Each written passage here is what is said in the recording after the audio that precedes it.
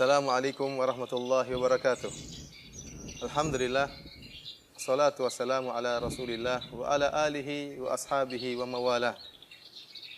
Akhil muslim, saudaraku yang beriman dan bertakwa kepada Allah Subhanahu wa taala. Siapa di antara kita yang tidak pernah berbuat dosa? Siapa di antara kita yang tidak pernah melanggar perintah Allah Subhanahu wa taala? Setiap kita pasti berbuat dosa. Dan ini telah dinyatakan oleh Nabi sallallahu alaihi wasallam. Kullu bani Adam khata'. Setiap anak Adam khata'.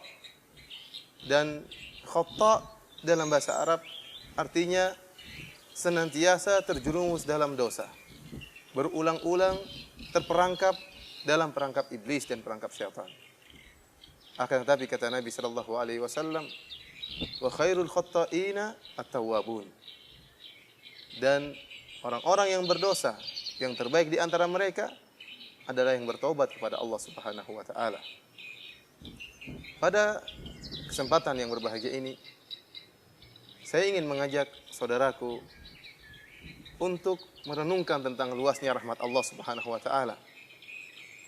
Agar jangan sampai terbetik sedikit pun dalam hati kita keraguan untuk kembali kepada Allah, keraguan untuk bertobat kepada Allah Subhanahu wa taala. Karena kita sama-sama tahu, saya pun menyadari, Anda pun menyadari, seringkali iblis datang membisikkan dalam hati kita, membuat kita ragu untuk berkembali kepada Allah Subhanahu wa taala. Membisikkan kepada kita bahwasanya dosa kita terlalu besar.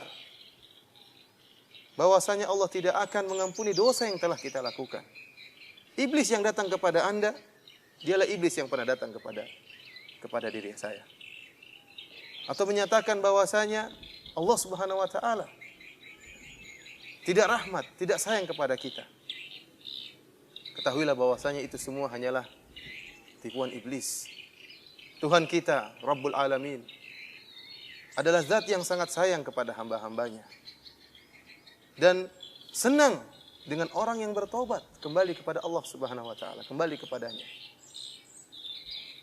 Sampai-sampai dalam satu hadis Nabi sallallahu alaihi wasallam bersabda, "Lau lam tuznibu la dhahaballahu bikum, thumma jaa'a biqaumin yuznibun fayastaghfiruna Allah fayaghfirullahu lahum." Kalau seandainya kalian tidak berdosa, maka Allah akan menjadikan kalian musnah. Akan membuat kalian hilang. Kemudian Allah akan mendatangkan suatu kaum yang mereka berdosa. Kemudian mereka beristighfar, bertobat kepada Allah. Kemudian Allah akan mengampuni mereka. Lihatlah hadis ini.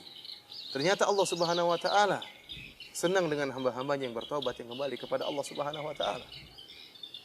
Oleh karenanya kenapa kita ragu? Kenapa saya dan Anda ragu tatkala kita terjerumus dalam kesalahan untuk bertobat kepada Allah, untuk mengucapkan astaghfirullahal azim. Astaghfirullahal azim. Kenapa kita mesti ragu? Saya akan mengajak kita merenungkan tentang luasnya rahmat Allah Subhanahu wa taala. Ada sebuah ayat dalam Al-Qur'an yang dinamakan oleh para salaf dengan arja ayatin fi kitabillah. Ayat yang sangat memberi harapan, yang paling memberikan harapan kepada hamba-hamba Allah Subhanahu wa taala. Ayat apakah itu? Allah Subhanahu wa taala berfirman, "Qul ya ibadiyalladzina asrafu ala anfusihim la taqnatu min rahmatillah. Innallaha yaghfirudz dzunuba jami'an. Innahu huwal ghafurur rahim." Nidaun rabbani, seruan ilahi, panggilan Allah Subhanahu wa taala kepada siapa? Kepada hamba-hamba Allah yang berdosa, yang berlumuran dosa. Kepada hamba-hamba Allah yang tenggelam dalam kenistaan. Allah seru mereka dengan panggilan penuh rahmat. Kata Allah Subhanahu wa taala, "Qul ya ibadi, wahai hamba-hambaku yang telah melampaui batas dalam berbuat dosa." Lihat, mereka terjerumus dalam kemaksiatan, tapi Allah tetap memanggil mereka dengan hamba-hambaku. Allah masih mengakui mereka sebagai hamba-hamba Allah sementara mereka bermaksiat, sementara mereka melanggar perintah Allah Subhanahu wa taala. sementara mereka membangkang dengan perintah Allah Subhanahu wa taala. Allah masih mengakui mereka sebagai hamba-hambanya. Allah mengatakan, "Qul ya ibadi, wahai hamba-hambaku." Kemudian Allah berkata apa? Alladzina asrafu ala anfusihim. Yang telah melampaui batas dalam berbuat dosa. Allah tidak menyatakan hamba-hambaku yang berdosa. Tapi Allah menyatakan hamba-hambaku yang melampaui batas dalam dosa. Artinya terjerumus, bergelimang dalam dosa-dosa yang begitu banyak. Kemudian apa kata Allah? La taqnatu min rahmatillah. Janganlah kalian putus asa dari rahmat Allah Subhanahu wa taala. Jangan kalian putus asa. Jangan sekali-sekali terbetik dalam hati kita putus asa dari rahmat Allah, dari kasih sayang Allah Subhanahu wa taala. Innallaha yaghfiru dzunuba jami'an. Sungguhnya Allah Subhanahu wa taala mengampuni seluruh dosa. Innahu huwal ghafurur rahim. Allah tutup panggilan Rabbani ini dengan firman-Nya, Innahu huwal ghafurur rahim. Sungguhnya Allah Subhanahu wa taala Maha Pengampun lagi Maha Penyayang. Untuk menghilangkan keraguan akan luasnya rahmat Allah, saya akan mengajak kembali saudaraku sesama muslim untuk melihat bagaimana praktek nyata kasih sayang Allah yang Allah tawarkan kepada orang-orang yang paling kafir terhadap Allah Subhanahu wa taala. Lihatlah Firaun, laknatullah alaih. Yang tidak ada orang yang lebih kafir daripada Firaun ini, yang mengatakan ana rabbukumul a'la. Aku adalah Tuhanmu yang maha tinggi. Allah mengutus Nabi Musa alaihissalam dan Nabi Harun kepada Firaun. Bahkan Allah mengatakan faqula lahu qawlan layyina la'allahu yatadzakkaru aw yakhsha. Ucapkanlah wahai Musa dan Harun kepada Firaun dengan perkataan yang lembut. Semoga Firaun ini yatadzakkaru aw yakhsha, dia ingat dan dia takut kepada Allah. Allah masih menawarkan pintu taubat, masih Allah bukakan. Seandainya Allah tidak sayang kepada makhluknya, sedikit pun bersalah, maka Allah akan azab. Apalagi ada makhluknya yang mengaku sebagai Tuhan. Allah akan azab dan musnahkan dan binasakan sedetik itu pula. Akan tapi Allah Subhanahu wa taala masih menawarkan pintu taubat kepada Firaun. Lihatlah orang-orang Nasrani yang mereka telah berbuat kesyirikan, yang menyatakan Allah satu dari yang tiga. Sampai Allah mengatakan laqad kafara alladziina qalu innallaha tsalitsu tsalatsa. Sungguh telah kafir orang-orang yang menyatakan bahwasanya Allah satu dari yang tiga. Trinitas. Allah mengancam neraka, mereka akan diazab neraka jahanam kalau mereka tidak bertobat. Tapi di akhir ayat apa kata Allah? Afala yatubuna ila Allah wa yastaghfiruna. Apakah mereka tidak bertobat kepada Allah dan kembali beristighfar kepada Allah Subhanahu wa taala? Allah tawarkan taubat dan istighfar.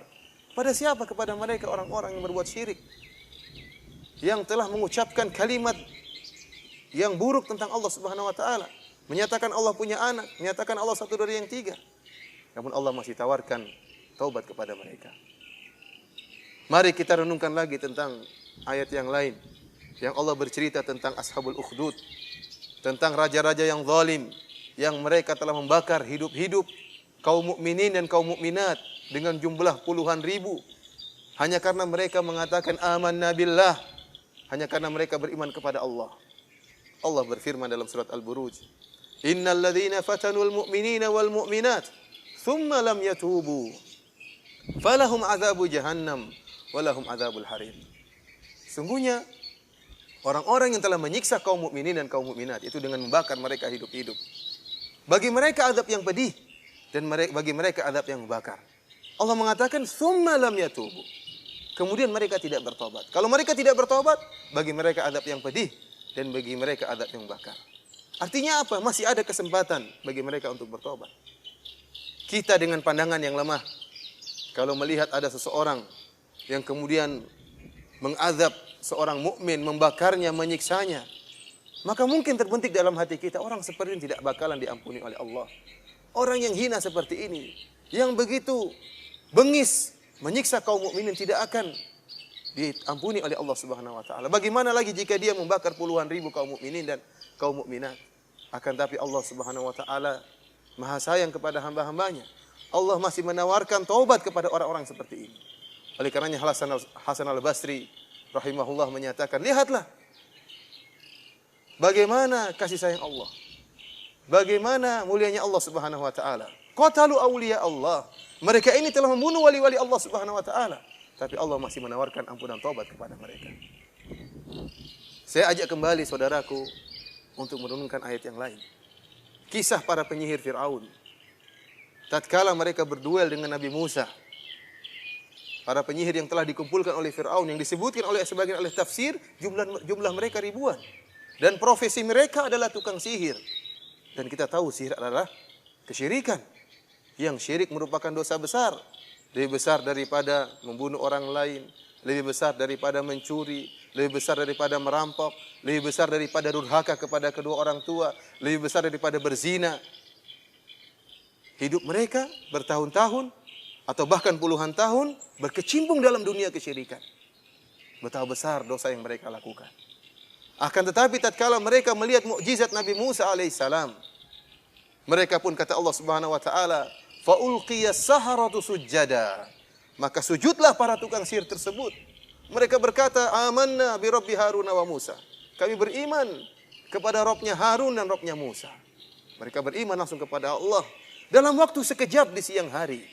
Sementara sebelumnya puluhan tahun mereka berkecimpung terjerumus dalam syirik. Syirik sudah mendarah daging dalam hati mereka, dalam darah mereka, dalam daging mereka. Akan tapi dalam waktu sekejap mereka sujud kepada Allah, kemudian dibunuh oleh Fir'aun, maka Allah ampuni mereka dan Allah masukkan mereka ke dalam surga. Sungguh besar karunia Allah Subhanahu wa taala. Ya. Begitu banyak dosa-dosa, sebanyak buih di lautan, hapus seketika, sekejap dengan sujud sekali yang mereka lakukan kepada Allah Subhanahu wa taala. Lihat pula kisah tentang pembunuh 100 nyawa yang Rasulullah SAW kisahkan kepada kita agar kita tidak ragu untuk kembali kepada Allah. Seorang yang sangat bengis dan temperamental, begitu mudah marahnya. Tatkala dia telah membunuh 99 orang, kemudian dia bertanya kepada seorang yang ahli ibadah, apakah saya masih bisa diampuni oleh Allah Subhanahu wa taala? Ahli ibadah ini yang tidak memiliki ilmu, dia memandang dengan perasaannya. Dia menilai dengan hatinya. Dia mengatakan orang seperti engkau tidak akan diterima oleh Allah, taubatnya oleh Allah Subhanahu wa taala. Bagaimana mau diterima sementara engkau telah membunuh 99 orang? Akhirnya orang ini pun marah dan menyembelih, memenggal ahli ibadah ini. Kemudian dia ditunjukkan kepada orang yang alim. Maka orang alim tersebut ditanya oleh pembunuh, ya, 100 orang ini, apakah saya masih bisa diterima taubatnya oleh Allah Subhanahu wa taala? Orang alim tersebut memandang dengan ilmu, dengan basirah, maka dia mengatakan bisa. Pintu taubat masih terbuka oleh Allah Subhanahu wa taala. Maka orang ini pun pergi ke daerah di mana banyak orang beribadah kepada Allah, kemudian dia meninggal dunia. Kemudian Allah masukkan dia ke dalam surga. Lihat betapa luasnya rahmat Allah Subhanahu wa taala. Oleh karenanya wahai saudaraku, kita semua pernah berdosa. Baik dosa yang dilihat oleh orang banyak, baik dosa yang diketahui oleh orang lain, atau dosa yang hanya kita sendiri yang tahu. Hanya Allah yang melihat kita. Hanya malaikat yang mencatat dosa-dosa kita.